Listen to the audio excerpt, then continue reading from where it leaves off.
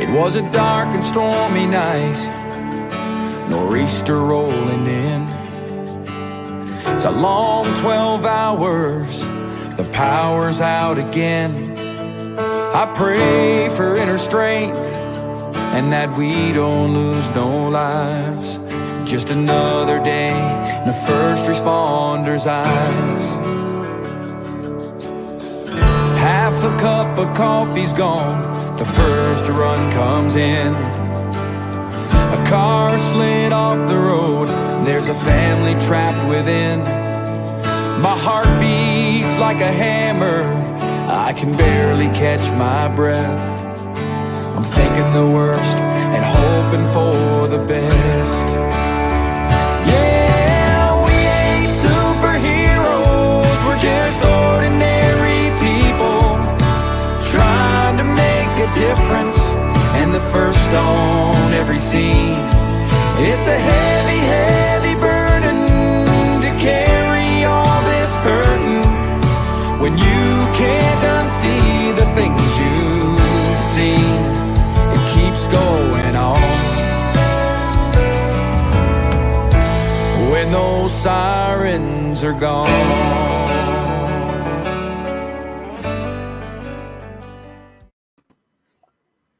May the 4th be with you. Hey, welcome to the award-winning Mad Radio Show with John and Sam. We are your network to heal our heroes throughout the country. I want to wish everybody a happy 4th of May. We have been very busy in the last couple of weeks following a lot of post-traumatic issues that are occurring within our law enforcement and our first responder communities that are not being addressed properly.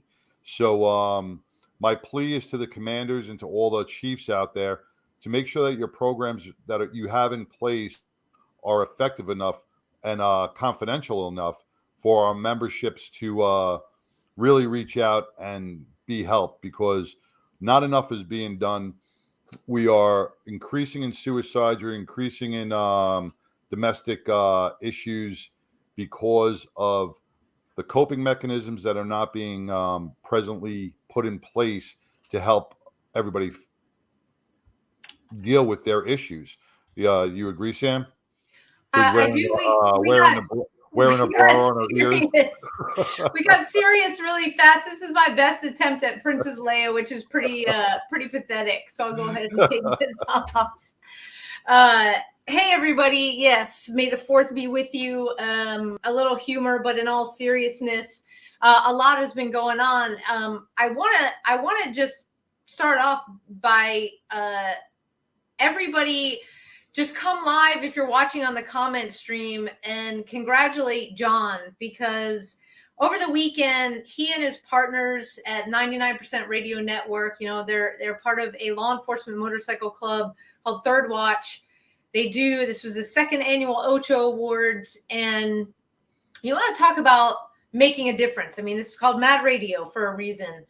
The law enforcement and law-abiding motorcycle clubs that were recognized and honored on Saturday night, just amazing human beings. We're talking, everybody gets in a picture in their mind about, oh my God, motorcycle clubs, right. These big burly guys. And yes, some of them are big and burly, but you know what? You think you look twice when they win awards for raising $200,000 for children's advocacy. Yes, right. I did say $200,000. These clubs are going above and beyond. And so, John, I just want to congratulate you. Oh. Another phenomenal Oco Awards. Thank you. It is clear that you pour your heart and soul into those awards. It's and U12 Mongo and Megan, tough decisions in terms of who the award recipients were this year, because everybody in the room Deserved it. Is making it, yes, absolutely deserved it. And I also would be remiss if I did not mention our partners in fighting and smashing the stigma with post-traumatic stress, Eric Provo and Meg out of Virginia. And Pathfinder is Eric's road name. And does Meg have a Meg? It's Meg. Okay. Mm-hmm. Wow, that's really original, guys. Okay. Meg. Anyway, Eric was the recipient of the Brother of the Year, and there was a moment that really hit home with everybody in attendance. First of all, there wasn't a dry eye in the place. That was one of the most powerful moments I've ever witnessed in my life. Yeah.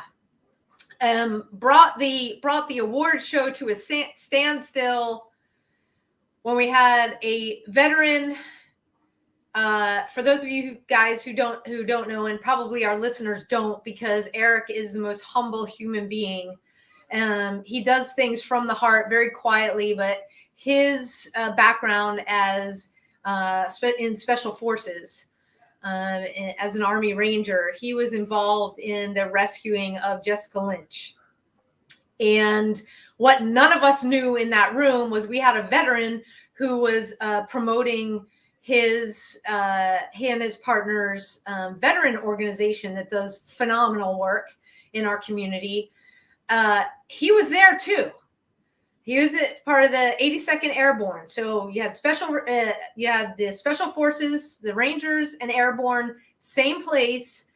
And through comms, that means communications, for those of you who are not up to speed on that kind of chat, through comms and some just talking back and forth at the site, at the rescue site, 20 years has gone by. Almost 20 years, almost 19 years. Mm-hmm. And this veteran hears Eric's voice, and Meg is introducing Eric, and it all comes flooding back. And like I said, it's been 19 years, and Gabriel, veteran, goes up on the stage, motions to Eric. Eric turns around. They share this incredible embrace. And like I said, there's not a dry eye in the place. And really, there wasn't a dry eye when we realized, when they said what was going on and how long it had been, and how they both battled. Okay, they battled their demons, suicide attempts, multiple for both of them, and they found a place in Garland, Texas, to heal another wound, to put to rest, some of the things that happened to them on that day, because they're brothers that found each other again. And it just, I'm just trying not to get choked up again, just talking about it. And that's why we do what we do. We had Gabriel, and talk about a trigger moment. 19 years later, and just the sound of his voice was the trigger that put Gabriel into motion. But I got to talk to Gabriel today about some of it, and I asked him to go into a little detail. During the rescue of Jessica Lynch back in 2003, Gabriel was on a Black Hawk helicopter coming in, and he thinks Eric was also on a Black Hawk, but he was a Navy corpsman. A corpsman for the Air Force, I think, working with the Air Force in special ops. So when they landed, and when they were going into the hospital, because they had the information and the intel that Jessica was in the hospital, Eric was right behind. Eric walked up to Gabriel and said, "You mind if we take the lead?" And Gabriel was like, "Yeah, go ahead. You guys could take the lead into the hospital." And Eric turned around and said, "Hey, you just got to breach this door for us."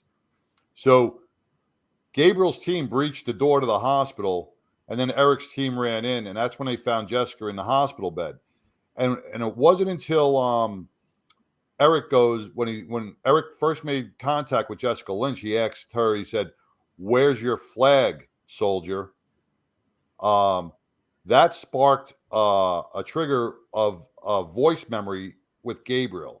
And when Eric got up on the stage and started talking, he must use the same inflection that he used back then that triggered Gabriel going, "Oh my God, that's the guy 19 years ago that was in the hospital with."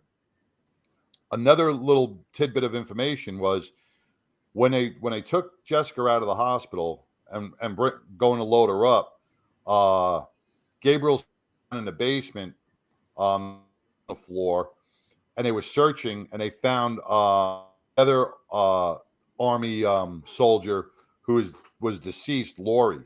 I don't remember her last name, but Eric went back into the hospital and just to make sure that those guys said, "Come on, we're going, we're leaving, we got to get out of here." He never left a brother behind. It's chilling thinking, like you said, that both these men who were on the same mission met here in Garland. And what do I always say? Certain paths cross for a reason. Look at me and you. We were both at 9/11, didn't know each other. But here in Texas, for some, at an event, boom, our paths crossed.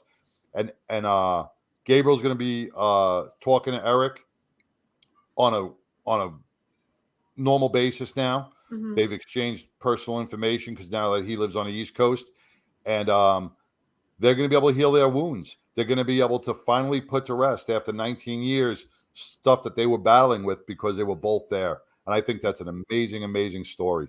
It was an amazing story. And I'll throw one other thing in. So this was Saturday night. Saturday morning, I was with a Marine who was at the battle and fought in the Battle of Al-Nazariya, where Jessica Lynch was abducted, Wow. when they got lost. Yeah. So that whole evening was like, oh my gosh, it was like all of these forces coming into one. And you know what? We're talking about forces coming into one. I want to make a transition here because we have got somebody who is a force of one on the show tonight. He created and he publishes the largest law enforcement online magazine that exists in the world. I think it's like over 75,000. 100,000. He's up over 100,000. He said up over 100,000 readers now, and subscribers. He Yep, is making a difference for so many people. And I want to bring on the show Michael Blues Barron from Blues. Sorry, I don't have any lightsabers. It's a shame this wasn't tomorrow because I have a sombrero I could have worn. Oh, well, there you go. Well, next year we'll have to book the show on the 5th now. so I can wear my sombrero. That's right. And we can drink margaritas. That's right. We have margaritas and hats, and there you go. That's the good time. One big healing party. Well, welcome, Mike. Welcome to Mad Radio. Mike Barron is again. He is the creator. He's also the publisher of the Blues Police magazine, and I'm imagining that this magazine is worldwide. It's not just, even though most of the readership's in the U.S., it's got to be worldwide now. Tell us how you got here, what you do and why you do this incredible, huge magazine. Well, it really all started when I was a rookie at the sheriff's department back in the 80s. People go, "Oh, the 80s," I was like, well, I was only like 12 when I started. I was the youngest person. Actually, it was when the union was formed, and we didn't have a union. And so the union started, and they came to us and said, this other deputy came and said, "Hey, you're going to be on the board of the union. They want a newsletter. Will you want to do the newsletter for the union?" And I said, "Does it pay?" And he goes, "Well, I don't think so. I think they want you to do as a volunteer, but you could sell ads and split the money with them." And I'm like, "Nat, if we're going to do the paper, and well, we're going to split the money. Why don't we keep all the money and let them have the paper? And he goes, oh, so that's how it got started. It was really going to be a union paper, and we decided, hey. And so we came up with the name County Blues, which anybody that lived back in the 80s, there was a TV show called Hill Street Blues. And so we basically named it the Blues after Hill Street Blues. You all be careful out there. Yeah. Yes. Y'all be careful out there. And use the same type style. So that's how I got started. And it was really an avenue for the deputies at the sheriff's department to be able to express their concerns about the department without retribution. Well, that was all fine and dandy for about the first, 9 months. And we had a new sheriff.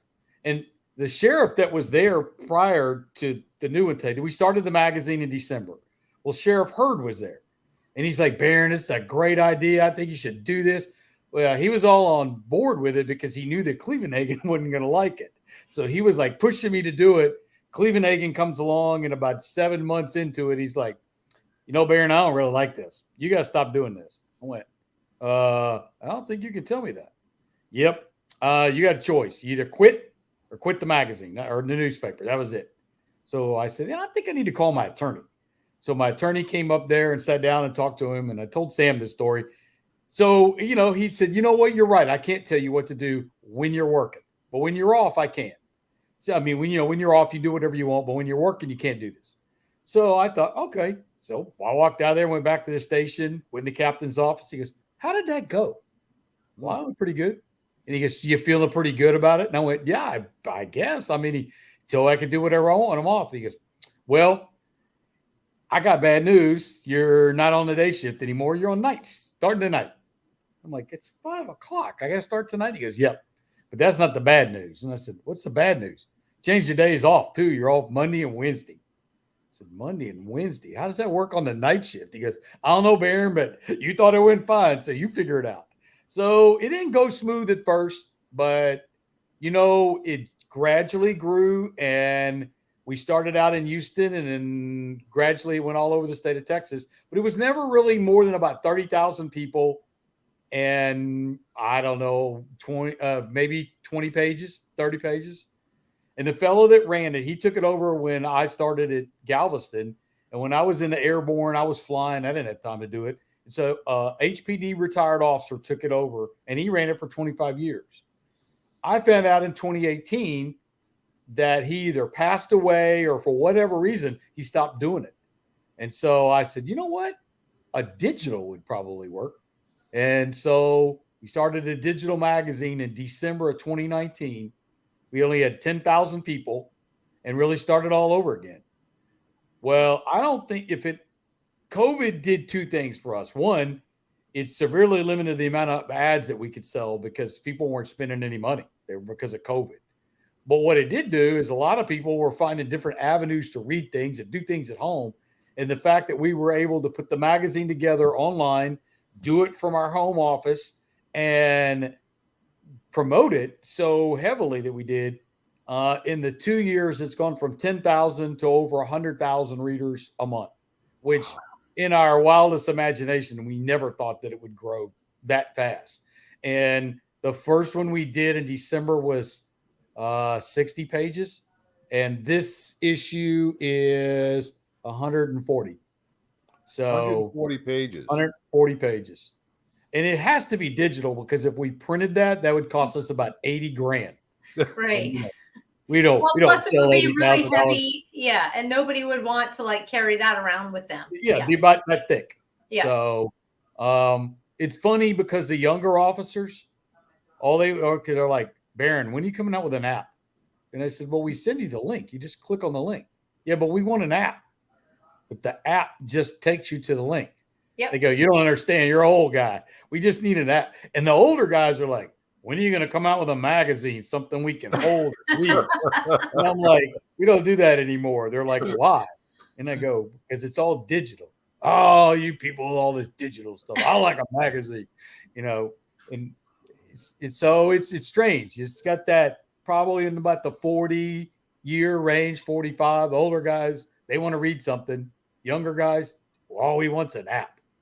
Well, it's like I go back and forth with my son who's in high school, which is really young, and everything that they're doing is online. There's no more worksheets or anything like that. In art class, there's real art being done, but it's the same thing. And so my brain is like, hey, an app would be great. And he is the same thing. Everything's app online because you can be anywhere and just scroll through and read, and even books. I like paper books. I like the whole books, underline the whole thing. And it's like, oh no, Kindle, and you can do tabs. And I was like, that's not a book. Right. Right.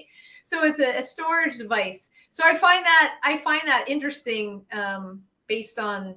And to be honest, the only magazines that you get anymore, like I used to be, you could tell by all these trophies behind me. I was big into racing and cars, and I love car magazines.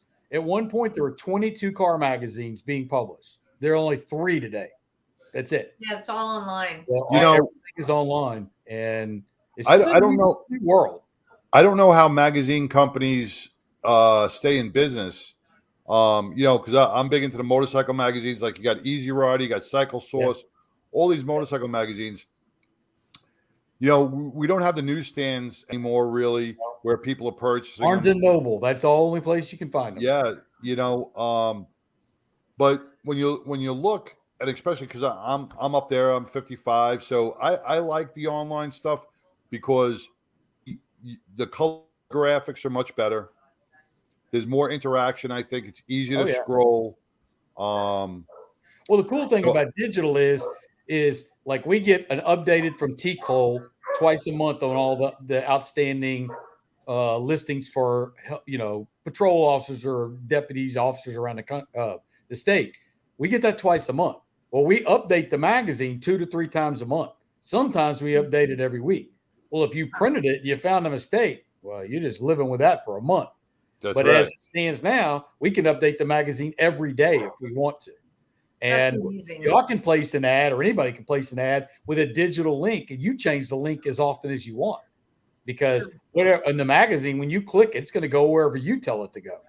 And so there's a lot of cool stuff you can do with digital that you can't do with a printed magazine. Now, where do you get your ideas for articles? Because you have me and John, we contribute to an article to the magazine every month, but there's a lot of other, like Dr. Jackal, she's been on the show, the amazing things that she's doing with the sheriff's department and bringing down the stigma and successfully using EAP. You do commemorative articles as well. I mean, we're going into police week, so but the other ideas, where does it flow from?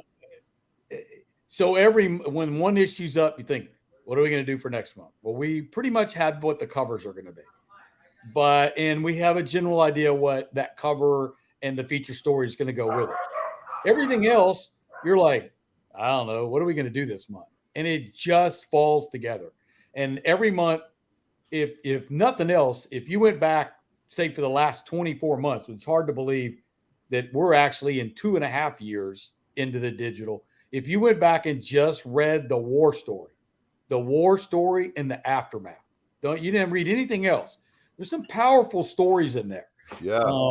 A lot of stories about people who thought about taking their life and didn't, and why they didn't, and the people that interacted with them. There's some pretty powerful stories. We ran one last month from a widow that lost her husband to suicide. And it wasn't a very friendly story. She wasn't very happy. And she was writing it to him saying, yeah, your problems are over. What about mine? What about my problems? What about these kids? And they're not going to have this, and they're not going to have that. Well, there were some people that wrote in and said, we don't really like that story. Well, see, that's the great thing about stories. Not everybody has to like them. That's right. But you that flip person, right through it. Yeah, she wanted to express what her feelings were. And so we did it anonymously. She got a chance to say what was on her mind. If you don't like it, well, you write in and say what you don't like. Write about your own story. And so that's kind of the cool thing is that it's open to anybody to express what they feel like doing. and I don't have a lot of assets. So somebody, if they don't like what they want, all they can do is sue me. They're getting zero. You mean So- your magazine? Your magazine is what do they call it? Oh, freedom of speech. Yeah. Yes. Real Well- freedom of speech. One thing about this country, you have the freedom to speech. You can say whatever you want. Also, anybody has the right to sue you for anything they want. And even if they sue you and you're right, you still lose because you have to hire an attorney and spend the money. So Right. I'm just putting this out there publicly. You do not want to waste your time suing Mike Barron. Let's want some of my little stuff back here. Because other than that, I I'm want not. that little yellow helmet right there. There you know go. what? And so, dude, it's funny. Where's that at? Do you know who wears this helmet? Do you have any idea who that is? Oh, that's that's a Lamont. Elliot. He was on the show, the race car show. Yeah, he was also on Dancing with the Stars. Oh, I don't watch that. I watched that race car I show. don't watch it either, but don't tell anybody. Leo, I saw it. No, I didn't really see it. But when he won the Indianapolis, he sent me this, and it was like a little mini helmet that he wore. That's wow. cool. Listen, my brother was a higher up at Shell. Let's just put it that way. And he retired. Now all I have is the memorabilia. I have nothing to go with it. But Very cool. Well, not you to know, get you off talk- this, but if you ever get a chance to go to the Indianapolis 500, you should do that before you die. Everybody Really? should go there. That should be on a bucket list. Kiss the All right. bricks. And it is an experience that I want to go one more time, but it is something else. You got to go do that. I guess you got to get tickets like a year in advance. I Um, hear for these races. I know the owner of the track now, so you just call All me. right. Well, poo-poo, John. That sounds like a. So let us know when you're going. We'll tag along. Well, this week's is in 3 weeks, so maybe next year we'll make plans. There you go. You know what you need to do? You are on the show. We'll take a whole bunch of retired cops and military with us, and we'll have the whole section. How about That sounds That like would a be- plan. I'll talk to that Roger. sounds like We'll a see if we plan. can make that happen. That's so you know you just talked about the sections, the war story and the aftermath, because you sent me a private email once with one of the stories that you ran, and besides everything that you think about that goes into any magazine, online or print, you have ads, you've got the cover story. It's really in these little vignettes and reading about the smaller departments, because everybody knows, okay, we're in Texas, Dallas and Right. Houston and San Antonio. Right. But it's what happens in Little Rowlett or Little Rockwall or, other small towns. And whether it's a suicide attempt that they decided not to complete, whether it's an actual suicide, and the impact that the first responders responding to a fellow first responder. This is where I think for the magazine, where the rubber meets the road.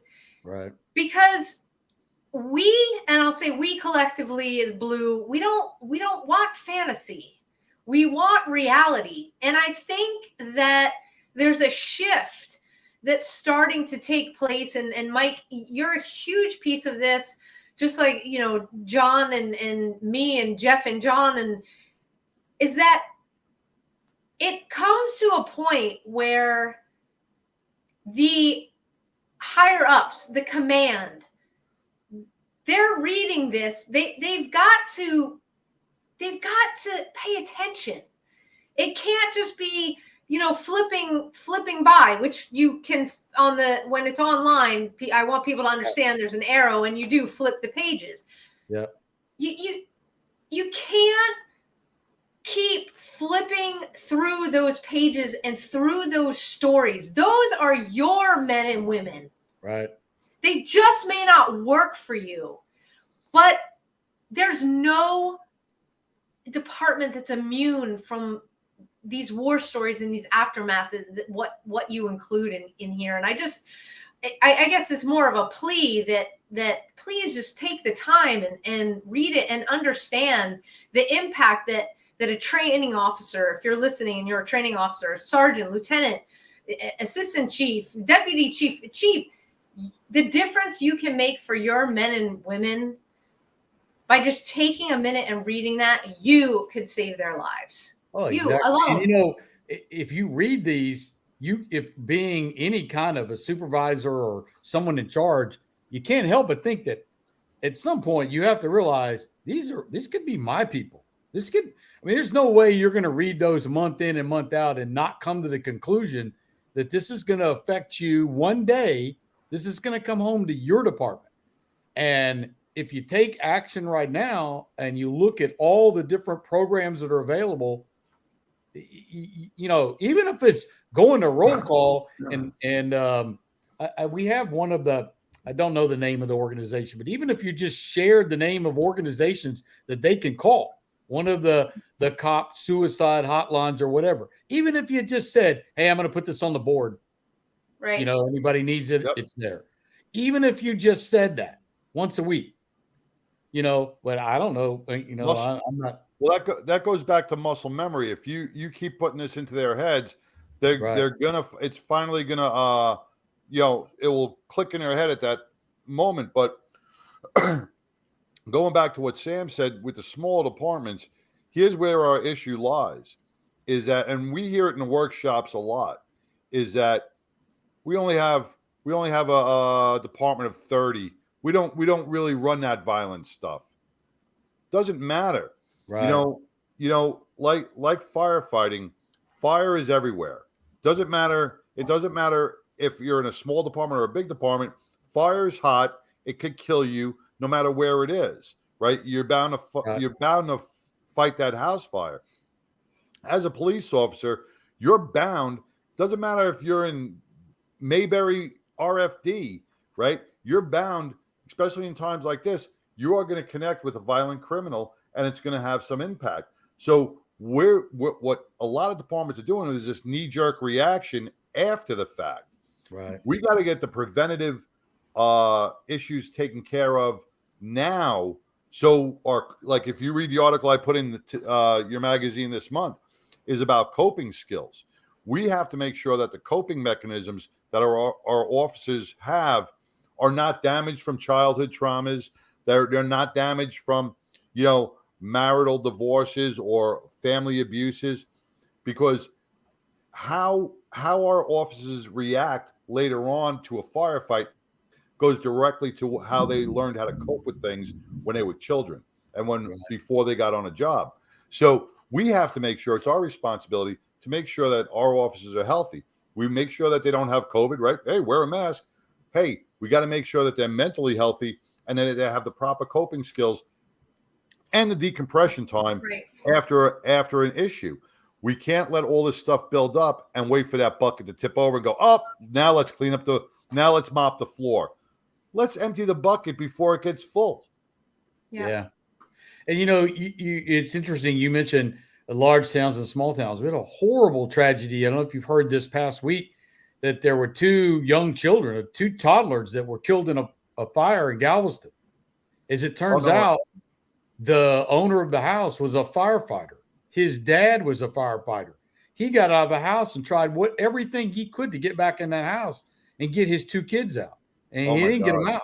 Oh my God. And they both died at the hospital. So, it doesn't matter whether you got a town of 30,000 people or 300,000 or 3 million. When something like that happens, and look at all the policemen that were out there directing traffic and all the firemen that were there when they finally realized this was their own guy's house. This was his kids. What a horrible, horrible night it was. Oh my God. And, you can't say that that's not going to happen in a small town. Galveston's not necessarily a small town, but it's not that big either. Not huge, right? Well, and people think, why do you need to do anything in Galveston? Those people are on the beach having a good time all the time. It doesn't even take a small town. Let's look at it. Let's look like Mike. You by Houston. You were over there. What's a small department off Houston? Well, you've got Katy. They've only got like 30, 40 people. There's Village PD. I think they only got 20 people. So let's, once again, we got to look at the ripple effect as well. Something bad that happens in Houston is definitely going to ripple into Katy. So if an officer, God forbid, gets hurt, shot in the line of duty, right? We're not, our commanders and our chiefs aren't looking at the effects that's happening on these small departments because they're smaller. Oh, it doesn't affect them. It happened in Houston. But if a cop gets shot in New York, cops feel it in California. It goes straight through. Affects everyone. It affects everybody. So these are the things we have to really take a bite out of and look into, because it's going to get worse if our commanders are starting to lose, if our, the woke generation and everything else, if our commanders are staying, more worried about what bathroom somebody's going into besides, and not worried about your mental health. There's an issue there. There's a big issue. Yeah. And, I think one of the big things that I've seen month over month as you've exploded in your readership are the businesses that are starting to invest in the magazine. And just share with everybody, you shared with me before the show, there's a company that advertised with you, and he's saving a chief of a department like oodles. Yeah, so this month, C&G, which has they have a store in Houston and in Dallas. And so the ad that comes out tomorrow, they're doing it just for Blues readers, and it's 40% off, regardless of whether it's a special or a clearance or whatever. And so I have a friend that he was getting ready to order a couple $100,000 worth of uniforms, and he found out, I said, hey, you might want to call these people. You're getting 40% off. I mean, that's a lot of money. And so that comes out tomorrow. And we are seeing more and more people, during COVID, there was a slowdown in people wanting to spend money on advertising. So what we did is, in order to entice people to advertise, in realizing that their funds were cut. So basically we went back and I looked at what the rates were in 2000. And so we went back to the 2000 rates. It's like 60% off of what we were prior to COVID. But it is what it is. If you have limited amount of funds to spend, and you still want those businesses to participate in the magazine, you have to do whatever you have to do to get them in. And if that means cutting the rates, well, so be it. I mean, we do have costs, but it's not like we're having to pay printing. And so it allows us to do that. So basically we took a full page ad that used to be $1,200. Now it's $450. Wow. And there's not another place you can spend $450 for a full page and reach 100,000 people. Even if you there's just no way. Well, you got to think about it. You're saying reach 100,000 people, which really translates into almost 200,000 and 300,000. Because when you get one guy who sees that ad and goes, "Wow, this or whatever is giving 40% off," he's telling somebody else, who's telling somebody else, who's telling somebody else. So once again, you get a good ripple effect. So your advertisers are getting more than just 100,000; they're getting multiple. And people say, "Well, where's it distributed at?" And I go, "Well, the world." I mean, right. We did in January. We did a tribute. Was 235 pages that we had put in the magazine. Was a tribute to everybody who lost their life last year. I had moms calling me from all over the United States, thanking me for that. And it's like, how in the world did you find out about this? But one mom told another mom that told another family, and I had people from Ohio and California, Oregon, everybody. It was incredible. All it takes is one person. Yeah. And so now those people are all listed as subscribers. And so it really is multiplying. So at some point we're going to go national. We already have in this issue, I think that probably 70% of the news is not from Texas. It's from all over. In fact, I just got an email I'm reading while we were doing this from a police chief in Georgia. And he's pulling the city council just voted to make him take "In God We Trust" off his patrol cars. What? Yeah. In Georgia? It's in Georgia. I don't know the city. I'd have to pull it up, but yeah. Said that they're making him take it off. Can't have that on his cars anymore. So, I don't know. I would probably put in woke we trust or something. I'd come up with something to put on. It's just ridiculous. I mean, My goodness. You know, and here, when we talk about post-traumatic stress on the streets, the cops have more to worry about getting killed, getting injured. Now, worry about what the city council wants on cars. This brings up a stress level. This makes you not want to do your job. This makes cops, we're vilifying cops. We're making cops out to be the bad guys. And now we're telling them what they can and cannot put on their truck, on their cars. I just read an article in the New York Post, and I'm going to call out Eric Adams for what he is. He brought back the so-called anti-crime unit in New York, and the Post just did an article that the new anti-crime unit that he put out arrested a guy, gangbanger, with a 9mm. Right. He was out on the street the next day. He was arrested 3 times in the past month on gun charges and robbery charges, but the system just lets him back out on the street. How? Same here. Right. So as a cop today, right, am I going to go after you because I know these woke DAs are just going to let him back out on the street. So I'm going to risk my life to get a gun off the street if you're just going to let him out. Right. And that's the reality, and that's the true facts about it. We have officers that are going to go, screw you. I'm not going to risk my life and put my family through that if this DA is just going to put him back out on the street the next day. Well, I don't know what they do in Dallas, but in Houston, if you're in the Houston area and you drive any of the toll roads, so we have so many of them here, every one of the toll roads has constables patrolling them. Okay. We just had a constable lost her life last month in her car when a drunk ran into her, burst into flames. She couldn't get out, and she died in that car. So how much is an officer's life worth as opposed to the revenue you can get from a ticket? Right. I mean, now if somebody's doing 120 miles an hour, obviously you need to stop them. But telling officers, well, you got to go out and make traffic stops. We want you to make 50 a night. That's 50 chances that officer is going to get killed. Yep. Or even if they don't get killed, the drunks here, they seem to focus on your patrol car, see your overheads, and they zero in on it and run over you. And it's happening every night. It's like, for God's sakes, take those officers off the toll road. Why do you have to have them up there? I mean, see it more and more. Yeah. And they wonder why they can't get help. Right now, let me look and see. We have 265 listings from TCLO that are going in this issue for departments that need help. That's the number of departments that need help. So multiply that times 30 or 40 that each one of them need. And it's incredible. And now I remember when I started as a cop, the only people getting incentives to go to work were nurses. And nurses used to make, they go hospital to hospital because they make, now it's cops. I had police chiefs saying, hey, Barron, what's the highest incentive you have for this month? Well, isn't that kind of unethical for me to tell you that? And they went, look, Barron, I'm just saving you time. Because as soon as it comes out and we see the $1,200, we're going to call you up and tell you change the ad and make it $15.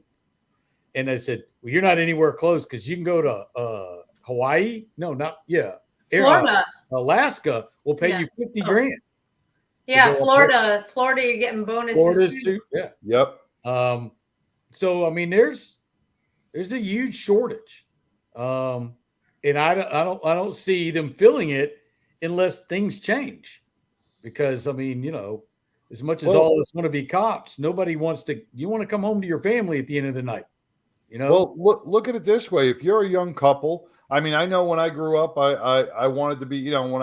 Growing up, I wanted to be a cop. I ended up failing the fire test, so I became a cop.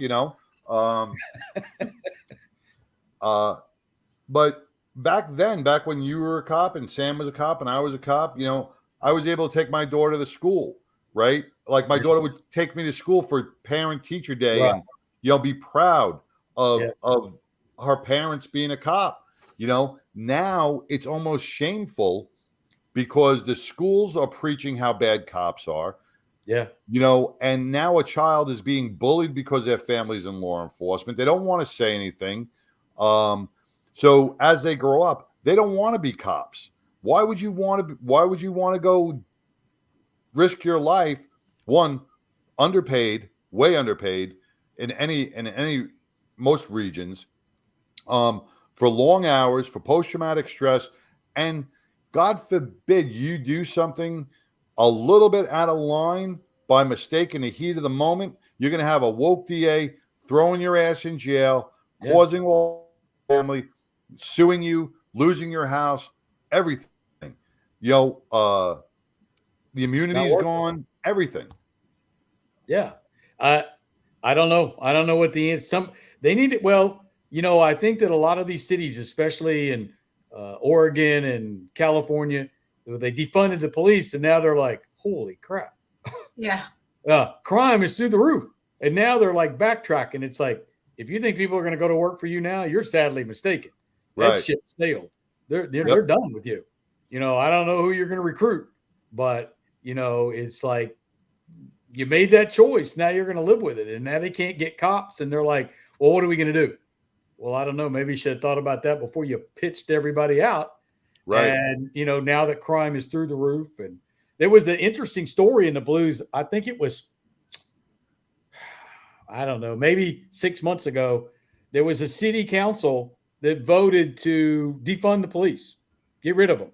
So we're just going to bring some deals. Well, so the city council all loaded in a van and they were going somewhere. Well, somebody broadsided that van and put it in a ditch. The police showed up and a police officer, one by one, pulled every member of that city council out of that bus, including the mayor, right before it blew up. And he had them all on the side of the road. And the mayor just told this officer, he says, I'm sorry. I'm just so sorry. He goes, it's an accident. You don't have to be sorry. He goes, no, you don't understand. We just left the meeting to vote to get rid of you. And needless to say, they undid that vote. So maybe that's what I'm not saying that the city councils need to be in bus crashes, but something needs to happen to them to realize that, your life depends on these people giving their life. And if you don't have that, you have nothing. Yeah. I mean, it's a very fine line. It's the blue line. And if there's a lot of the city council who are voting to defund the police or abolish certain units within the police department. A lot of those people all have their own private security. Yeah, right. They live behind walls. They live in this false narrative. But if something happens to them out on the street, right, the first person they're going to call is 911. And I hate to say it, but I would sit and chuckle a little bit when I heard when Seattle was going through those riots and people were calling 911 and cops weren't showing up for 45 minutes, 2 hours, whatever it was. I was like, you made your bed. Yeah. You made your bed. I love it when they say they're going to defund the police, but they still have 911. It's like, who do you think's coming when you call 911? I mean, really, who is it that's going to be coming? I mean, it's like, I'd like to be a 911 operator just for a night. It's like 911, what's your emergency? Nah, we don't have police anymore. I'm sorry. We'll send you a social worker. Yeah. Worker. I can patch you through to social 911. They can help you. Well, what are they going to do? I don't know. I have no idea. Talk to you, I guess. I mean, that's their job. Well, I digress a little. We've digressed, but I want to say that part of this defund movement, part of the stereotypes, all of this negativity, Mike, you turned this around and you decided to start a fundraiser. You were going to create something to give back to the organizations that make a difference. And could you tell us a little bit about that? I think that is actually still in the magazine. We did start it. We started a fund. I'm not sure how high it is right now, but basically we're allowing people to donate money to this GoFundMe, and then we are dividing it up and giving it to all the different I think there's 3 different organizations that we're donating that money to that run suicide prevention for police officers, firemen, first responders, and anybody that wants to donate. I don't know How the do they link. do that? So it is in the magazine. They can click on that link. And but do you know what the GoFundMe link is, so I could put it in the chat? Because I think it's important for people to see it's not just like, hey, this is not just a magazine. I mean, there's a cause behind it. There's a there's making a difference in what you're doing with your readers and I'll say viewers as well. See, what else the magazine does is it uplifts the officers' spirits that are out on the street as well. Mm-hmm. Yeah. When you talk about you know, you do have the aftermath, you do have the war stories, but you also have the feel good stories that are in there, which make cops remember their why. Right. And that's the good part about the magazine. When you skim it through it, you get that, and you remember why you took the job. You remember why you're out there protected and serving. So it always brings you back to that why.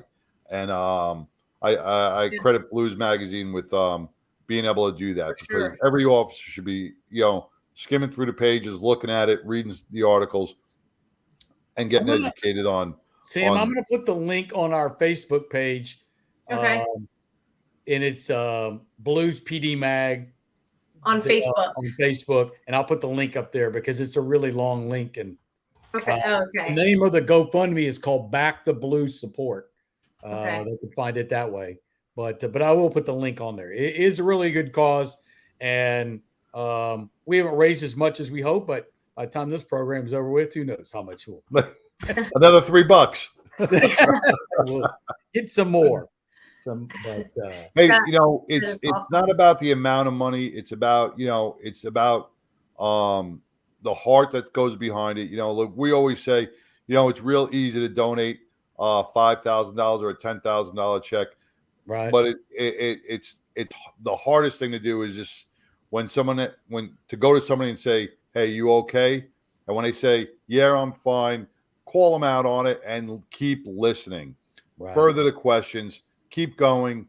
Your conversation, to listen to the other officers, is worth millions of dollars that you can't even cut a check for. Yeah. Right. Oh no, I agree. And if people would use if officers, and their family members who read the magazine, use the magazine as, like what John said, to remind the officers of why they got into the profession, to remind the families of why they continue to be there to support their first responder, or a lot of the articles help the family understand what it's like to be a first responder. But it's building and keeping together a family. And no matter how many of those woke DAs, call them what you will, keep throwing those arrows. This is the magazine's like a shield. We can use it as a shield, as a springboard to stay active, to stay engaged, to support each other. And Mike, we just want to thank you for coming on tonight thank you guys really for having me. Explain what we enjoy it. We really appreciate the effort that y'all put into a story each month, and we want to promote everything that you guys are doing, and especially the events that y'all put on, and make sure that people know where those are and where they can attend, and try to get the departments involved as well. And yeah, thank you so much for that. If you, hey, it's as easy as visiting bluespdmag.com. Go online, sign up for your account so you can have access each month. And let's continue to create amazing conversations out there, because they really are incredible articles. Very soon we'll have an app for all you younger folks. All right, you heard it here first. Go to your Apple store or Android store and download Blues PD Mag and we'll have that. I think within the next 30 days, that should be available. Wow. Okay. All right. You can Well, still let us click on the link know. to the magazine every month in Facebook. So just go to our Facebook account and you'll see it. Awesome. Awesome. Well, thank you again, Mike, Thank so you, Mike. much. Stay Thank you, safe Scott. out there. Keep doing what you're doing, and we appreciate you so much. Thank you. Y'all be safe. All right. Take care, Mike. Anything we can Be do for you, safe. just ask. All right. All right. Thank you. Take care. Take care. There you go. Wow. Just amazing. I'm going to leave the, if people are looking, it's right there on the screen. Sign up, bluespdmag.com. Again, access to phenomenal articles and ads in there with companies that really care about Lots of what we resources. do.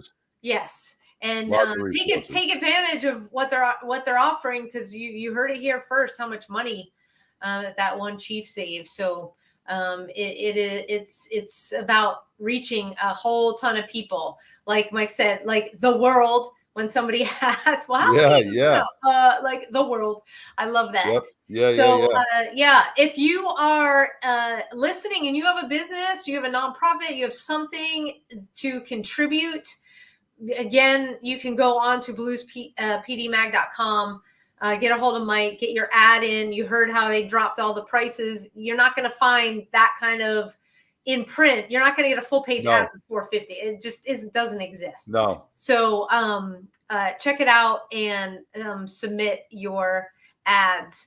So we have got this month is like full throttle. I think that's it is. You're coming off the Ochos and you're not shutting down the motorcycle. You're full throttle.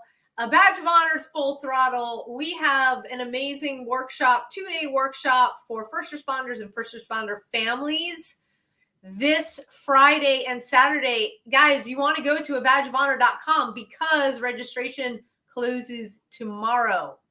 Okay. So you want to get on that right now. We'll be out in Lindale, Texas. So if you're within an hour's drive, make the drive. 8 hours, great workshop, and you get TCOL credits. And we feed you, which is the best part, breakfast, lunch. Right there. Then we have got an incredible event at the end of the month commemorating Memorial Day, as they do every year. Carry the Load is just...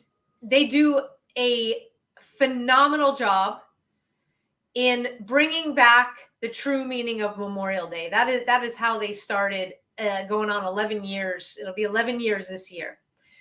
And it's blossomed into a movement which serves our military, so our current serving veterans, our law enforcement, and our first responders across the nation. And what they have been able to do each year with the money that they bring in is they have been able to support organizations that do the hard work, that really heal our heroes, that are in the trenches with the military, making sure that they've got a safety net and that they don't fall through the cracks. And we are just completely honored at a Badge of Honor to be a nonprofit, national nonprofit partners with Carry the Load. You can go to Carry the Load directly. Go to carrytheload.org. I realize I changed everything and I forgot to hit save. So bear with me. Carrytheload.org, and then search. You'll hit register, which comes up at the top, and you can join our team A Badge of Honor. You can direct donate to us. The key being that your money raised, 93% of all collectively, all the money from raised by Carry the Load goes to programming. I mean, they're in the midst right now of our 5 relays that have started. We got 5 relays going across the country, all going to culminate on Dallas. So Memorial Day weekend, Sunday, Monday. That's huge. Join us at Reverchon Park in Dallas. We'll be down there. with all the organizations. So, come take part, come be a part of your family. If you're at law enforcement, come down to the park. Let us have your back that day. Okay. Yep. If you're surviving family, come down, let us have your back. Let us support you that day. It is one of the most meaningful events that we get to take, just be involved in each year. It truly is. And if you just want to keep Mad Radio going and keep John and I and Jeff and John doing what we do at abadgeofhonor.com, you can jump on over there. We have the Carry the Load link there as well, but you can hit donate, and every penny counts. It really does. Yes. Because this stuff is not free. What Mike does is not free. Every little bit counts, and we so appreciate month after month, week after week, you guys supporting us, the feedback that you generate, and to all of our first responders out there, you have got a family. We're off the job now, but we're not retired. We are praying for you daily. We are bringing programs to you because we care about you. We want you here. You are part of our family. And I can't say enough about just, being partnered with you, John, and the amazing work that we're doing, making a difference in the lives of so many. And to all of our military that's still doing the work over to keep us safe here at home. Thank you so much for what you do, for all the veterans. God bless you all for allowing us what you fought for that allows us to do what we do here each week and beyond. And I know that I'm forgetting so much. So John, take us home. All right. I just want to say one thank you to all everybody who came out to the Ochos on Saturday night, all our law enforcement, our veterans. Remember, we had a powerful moment.